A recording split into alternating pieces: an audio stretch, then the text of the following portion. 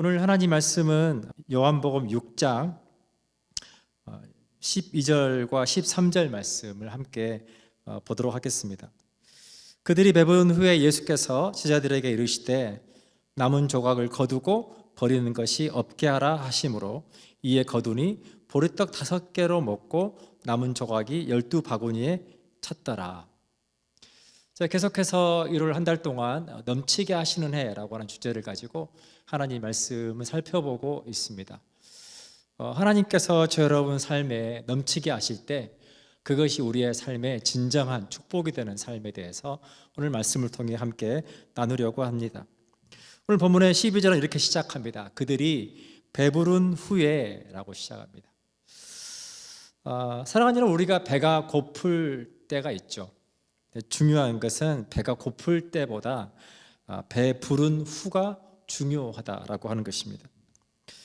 그래서 오늘 본문에서 예수님은 우리의 귀를 의심하게 하는 말씀을 하십니다. 오늘 본문의 12절의 뒷부분에 보면 이르시되 남은 조각을 거두고 버리는 것이 없게 하라 하심으로, 남은 조각을 버리는 것이 없게 하라. 그렇게 배고팠던 그들에게 음식을 나누어 주셨는데 버리는 사람이 있을까? 여러분, 마치 우리가 한국에서 뷔페 식당을 가보면 뷔페 식당에 이렇게 문구들이 붙어 있는 것을 볼 때가 있습니다. 음식을 남기시면 환경부담금 5,000원 이렇게 써 있는 게 있죠. 어떤 식당은 벌금 5,000원 이렇게 써 있기도 합니다. 어떤 식당 주인은 정말 음식을 사람들이 너무 많이 남겨서 고민이 되었나 봐요. 그래서 심지어 이렇게 써놨습니다. 벌금 2억, 제발 음식을 남기지 말아 주세요 라고 써놨습니다.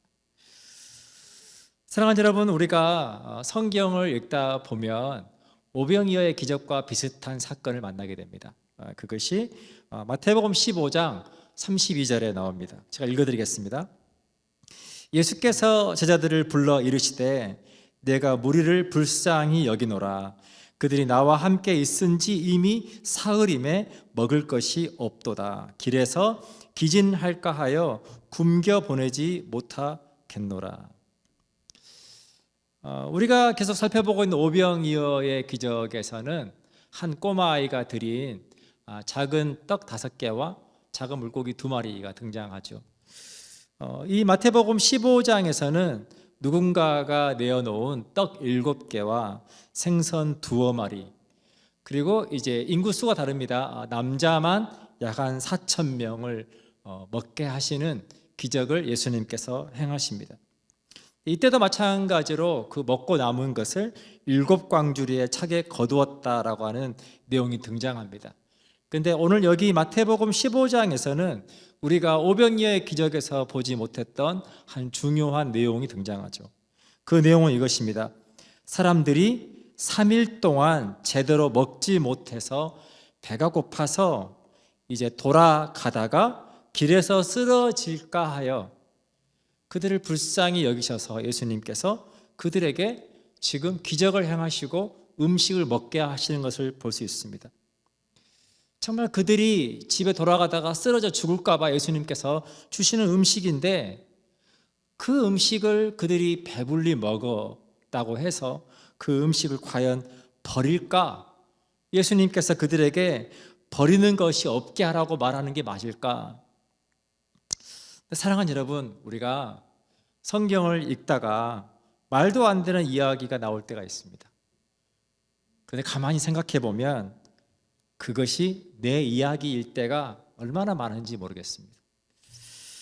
저는 사역을 하면서 수많은 사역들을 통해서 하나님께서 행하시는 기적들을 직간접적으로 보고 경험을 해왔습니다. 병이 들어 죽게 되었을 때는 정말 열심히 예배드리고 하나님 앞에 기도를 합니다. 그런데 하나님 은혜로 병이 낫고 나면 많은 분들이 하나님께서 고쳐주셨습니다 라고 그렇게 간증하고 감사하면서 더 열심히 예배하고 더 기도하고, 이제 내가 그렇게 고난 가운데 하나님 은혜로 내 병이 나았으니 또 그렇게 고통받고 있는 누군가를 위해서 내가 기도해 줘야지. 그렇게 해서 내가 경험했던 그 하나님의 기적, 내가 받았던 그 은혜를 가지고 누군가를 도와주기보다 병이 낫고 나면 갑자기 이런 핑계 저런 핑계로, 바쁘다는 핑계로 예배에 보이지 않는 경우가 굉장히 많은 것을 보게 됩니다. 그래서 제가 그 모든 여러 일들 겪으면서 배운 게 하나 있습니다. 기적은 우리를 바꿀 수 없다라고 하는 것입니다. 우리가 하나님께서 주시는 은혜를 누리고 기적을 경험할 때 그 기적은 다만 우리의 삶을 하나님께로 이끌어주는 그 문을 열어줄 수 있을 뿐, 우리가 그 기적이 우리의 삶을, 우리에게 믿음을 주지는 못한다라고 하는 것을 경험하게 됩니다. 사랑하는 여러분, 우리가 1월 한 달 동안 계속해서 넘치게 하시는 삶에 대해서 나누고 있습니다. 중요한 것은 하나님께서 우리를 축복하셔서 넘치게 하실 때 넘치게 하시는 그 하나님의 은혜가 우리에게 축복이 되어야 된다라고 하는 것입니다. 우리가 무언가가 많다고 하면 우리가 기본적으로 좋아야 하죠. 그런데 그렇지 못할 때가 있는 것을 우리가 많이 경험하게 됩니다. 우리가 쉬운 예로 로또 1등에 당첨이 돼서 어떤 사람은 더 좋은 삶을 살게 되었다라고 고백하는 사람들이 있습니다. 그런데 미국에서 이제 로또 1등에 당첨된 사람들의 삶을 추적해서 조사해 본 연구 결과를 보면 54%가 5년 내에 파산했다라고 하는 자료들을 함께 보게 되었습니다. 그리고 많은 사람들이 사기를 당하거나 범죄자가 되기도 하고, 또 그리고 오히려 그 축복이 그들의 삶을 망가뜨리고 무너뜨려서 나중에 후에는 목숨까지 끊게 되는 그런 안타까운 소식들을 많이 듣게 됩니다.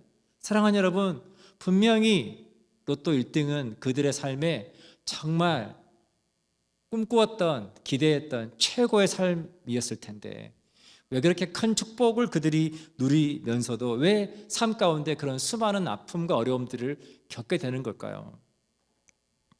그건 너무 간단합니다. 넘치는 삶을 그들이 준비하지 못했기 때문이라고 하는 것입니다. 올해 하나님께서 우리에게 넘치게 하시는 해가 될 거다라고 하는 약속의 말씀을 주실 때, 사랑하는 여러분, 제가 오늘 이 본문의 말씀을 통해서 제가 여러분들에게 꼭 권면하고 싶은 말씀은 그것입니다.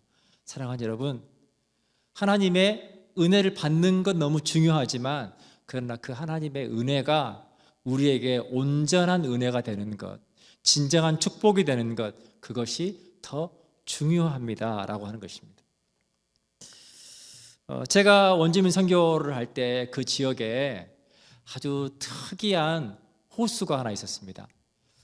산 꼭대기에 올라가면 산 꼭대기에 호수가 있었어요. 그래서 우리가 그거를 산정호수라고 하죠.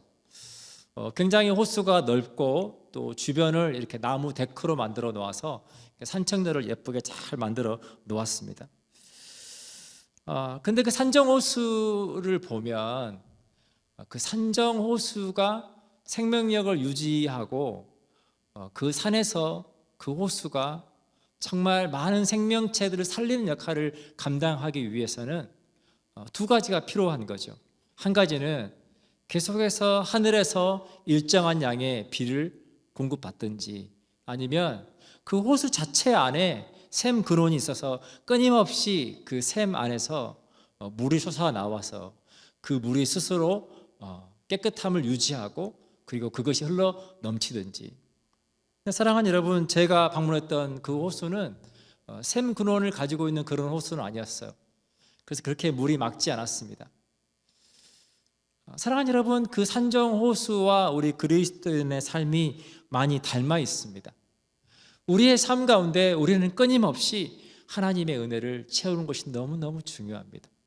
그것이 우리를 살게 하고, 그리고 그 은혜를 통해서 또 다른 사람들을 하나님은 축복하기를 원하시고 그들에게 하나님의 사랑이 나누어지기를 원하신다라고 하는 것입니다. 예수님 우리에게 이렇게 말씀하시죠. 나를 믿는 자는 그 배에서 생수의 강이 흘러 넘치리라. 제가 제주도에서 잠시 안식년을 보낼 때 제주도 해변가를 간 적이 있습니다. 해변가를 이렇게 얕은 바닷물에 들어가서 이렇게 보다 보니까 굉장히 진기한 장면이 있었어요. 그것은 이 모래사장 그 밑으로부터 계속 곳곳에서 이렇게 물이 솟아 올라오는 거예요. 바꿔 말하면 그 지역이 용천수가 나오는 지역이었어요. 곳곳에서 끊임없이 이렇게 맑은 샘물들이 올라와서 얼마나 그 해변가의 물이 맑은지 몰라요. 사랑하는 여러분, 우리가 예수 그리스도를 믿는 믿음을 통해 우리가 하나님께서 우리에게 주신 그 은혜를 받아서 우리가 영적으로 그렇게 하나님 앞에 순전한 믿음을 유지하고 믿음으로 살아가는 것, 그거 너무 중요합니다. 그런데 중요한 것은 그렇게 받은 그 하나님의 은혜가 우리에게 축복이 되어야 된다라고 하는 거죠. 우리는 뭔가를 많이 쌓아두면 그것이 우리의 삶을 보장할 수 있다고 생각하고 많은 것을 우리가 쌓으려고 하는 것이 있죠. 우리가 하나님 믿으면서 내가 많은 은혜를 받고 은혜를 많이 쌓아두면 그것을 통해서 내 삶이 안정되지 않을까, 내가 견고한 믿음을 가지고 살아갈 수 있지 않을까 생각하지만, 오히려 우리 안에 계속해서 은혜를 쌓아두기만 하면 그것이 오히려 우리를 영적으로 부패하게 하고 타락하게 한다는 것을 많은 경우들을 통해 보게 됩니다. 그 성경은 우리에게 이렇게 말하죠. 돈을 사랑함이 일만하게 뿌리가 된다. 돈이 많은 것이 너희에게 축복이 아니라 돈이 많은 것으로 인해서 너희가 타락하고 수많은 악한 일들이 그것을 통해서 일어난다라고 하는 것을 경계하고 있는 거죠. 누가복음 12장에는 한 부자의 비유가 등장합니다. 이 부자가 농사를 지었는데 농사가 잘 돼서 계속해서 소출이 늘어나는 거예요. 그래서 이제는 더 이상 쌓아둘 곳이 없으니 창고를 더 크게 짓고 거기에 쌓아두자. 그렇게 해서 더 창고를 많이 짓고 더 많이 쌓아두고 나서 그가 이제 이렇게 고백합니다. 이제는 좀 평안히 쉬고 마시고 먹고 즐거워하자. 하나님께서 그 부자에게 찾아가셔서 이렇게 말씀하시는 거예요. 내가 오늘 밤 내 영혼을 거두어가면, 내가 오늘 너를 데려가면 네가 준비한 이 모든 것이 누구의 것이 되겠느냐라고 그 어리석은 부자에게 말씀하시는 거죠. 사랑하는 여러분, 21절에 이렇게 말합니다. 누가복음 12장 21절에 자기를 위하여 재물을 쌓아두고 하나님께 대하여 부요하지 못한 자가 이와 같으니라. 자기를 위해서 많은 재물을 쌓아두었지만, 그러나 하나님과의 관계에서 하나님께서 주신 이 축복을 내가 하나님의 뜻대로 어떻게 사용할까를 생각하지 않고 살아왔던 삶에 대해서 하나님께 대하여 부요하지 못한 자라고 설명하면서 그런 삶이 이 어리석은 부자와 같다라고 성경 우리에게 말해주고 있다라고 하는 것입니다. 사랑하는 여러분, 우리 그리스도인은 고난과 축복에 대해서 분명한 기준을 가지고 살아야 됩니다. 그 말씀이 야고보서 5장 13절에 나옵니다. 너희 중에 고난당하는 자가 있느냐? 그는 기도할 것이요 즐거워하는 자가 있느냐? 그는 찬송할지니라. 우리 어느 누구도 예외 없이 이 땅을 살아가면서 우리의 삶 가운데 고난이 있을 때가 있고 즐거운 일이 있을 때가 있다라고 하는 거예요. 우리 삶 가운데 어려운 시기를 지나가고 고난을 만날 때, 그때는 우리가 기도할 때다라고 하는 거예요. 그때는 우리가 기도를 통해서 하나님의 뜻을 발견하고 하나님의 도우심과 하나님의 은혜를 경험할 수 있는 그때가 하나님을 만날 때라고 하는 거예요. 반대로 즐거워할 때, 정말 하나님께서 우리를 축복하실 때, 올해 표처럼 넘치게 하실 때, 그때 너희는 찬송할지니라. 사랑하는 여러분, 찬송한다는 게 뭡니까? 찬송한다는 것은 하나님께, 하나님, 이 모든 것이 하나님의 은혜입니다 라고 한다는 거예요. 영적으로 우리의 삶을 가장 무섭게 무너뜨리는 것이 교만입니다. 내가 했다고 생각하고 이 모든 것이 내 것이라고 생각할 때 우리는 무너질 수밖에 없어요. 그런데 우리가 정말 겸손하게 하나님을 높이고, 하나님, 이 모든 것이 하나님의 은혜입니다. 내게 이 귀한 축복을 주신 하나님, 이 축복이 물론 나에게 누려지지만, 그러나 또한 이 축복이 하나님 어떻게 쓰이기를 원하십니까? 그렇게 하나님의 뜻을 묻고 하나님의 뜻대로 그 축복을 사용하고자 하는 자들에게 그 축복이 온전한 축복이 된다라고 하는 것입니다. 사랑하는 여러분, 그래서 우리 그리스도인들은 고난을 당할 때나 즐거울 때나 그것이 우리를 망하게 하는 것이 아니라 그것이 우리가 하나님을 만나는 축복의 통로라고 하는 것을 여러분 기억하시면 좋겠습니다. 사랑하는 여러분, 올해 하나님께서 저와 여러분의 삶을 넘치게 하실 때 넘치게 하시는 삶을 준비할 수 있기를 축복합니다. 제가 난민 선교를 할 때, 또 아프리카 유학생 선교를 할 때 제 기도 모임 가운데 한 집사님을 만나게 되었어요. 그 집사님께서 이제 후라고 하는 그러한 세계 보건기구를 통해서 아프리카나 이렇게 열악한 지역에서 이렇게 혈액을 통해서 질병을 진단하는 진단 키트를 만드는 연구소에 제약회사에 근무를 하셨습니다. 처음에는 회사가 중국 계열이었어요. 중국에서 투자를 받아서 주로 이제 회사의 임원진들이 다 중국어를 잘하는 사람들이었습니다. 그런데 그 회사가 다국적 기업에, 미국에 있는 기업에 팔리게 되었어요. 그러면서 이제 헤드 리더십들이 이 커뮤니케이션 때문에 교체되게 되었습니다. 중국어를 잘했던 기존의 이 헤드 리더십들에서 영어를 잘하고 또 실력이 있는 이 다국적 기업을 잘 이끌 수 있는 사람을 세우게 되었어요. 그런데 연구원이었던 이 집사님께서 그 역할 가운데 선발되게 되었어요. 선택받게 되었습니다. 그러니까 갑자기 연구원에서 CEO가 된 거죠. 그렇게 해서 이제 CEO가 되어서 그분이 이제 그 회사를 맡아 운영하다 보니까 그동안 연구원이었을 때와 CEO였을 때에 누리게 되는 것은 비교할 수 없을 만큼 차이가 큰 거죠. 갑자기 연봉도 그렇고 너무나 많은 축복을 누리게 되었습니다. 그때 그 집사님께서 그 하나님께서 주신 축복에 대해서 이렇게 마음을 먹었다고 그래요. 이 축복은 나를 위한 것이 아니라 이 축복은 하나님의 선교를 위한 것이다. 그래서 그때부터 하나님께서 주신 그 축복들을 가지고 제가 선교할 때도 아프리카 유학생들을 후원하거나 또 난민들을 후원하거나 또 전 세계의 수많은 선교사님들 정말 기도하면서 그 하나님의 은혜가 필요한 곳으로 얼마나 정말 청지기적 사명을 가지고 잘 흘려보내시는지 그분의 삶을 보면서 저는 깨달아요.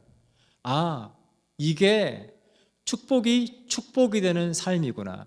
그 축복 때문에 교만하여지거나 인생이 망하는 것이 아니라 그 축복으로 인하여서 본인의 삶도 그렇게 영광스럽지만 그 하나님의 은혜가 필요한 수많은 나라와 선교사들과 사역직 가운데 그 하나님의 은혜를 겸손하게 흘려보내는 것을 통해서 얼마나 하나님 앞에 귀하게 그분의 삶이 쓰임받는지. 사랑하는 여러분, 올해 하나님께서 저와 여러분 삶 가운데 많은 은혜를 주실 거라고 믿습니다. 그럴 때 여러분, 그 은혜가 먼저는 우리가 누리는 은혜요.